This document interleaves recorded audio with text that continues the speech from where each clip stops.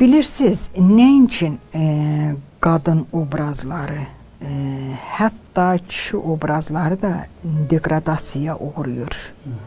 Və bu aşınma, bu dağılma, bu kiçilmə, bu şəkil dəyişmə heç də müsbətə doğru deyil. Bu əlbəttə zərərdəndir. Çünki mən əlbəttə indi dərin ədəbiyyatı demirəm, amma tirajlanan ədəbiyyatı deyirəm. Yəni məsələn tamaşaları deyirəm, serialları, yeni filmləri.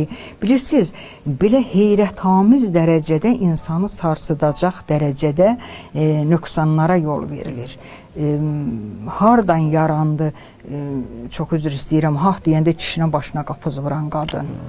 Hardan yarandı, birdən-birə qışqırıb kişinin üstünə hücum çəkən və kişi də əlini başına tutub qaçan bu obraz hardan yarandı? Yəni bu hardan qaynaqlanır, niyə gəlir, nədən gəlir, hardan transfer olunur? Biz bunu, bu tamam başqa bir söhbətin mövzusudur.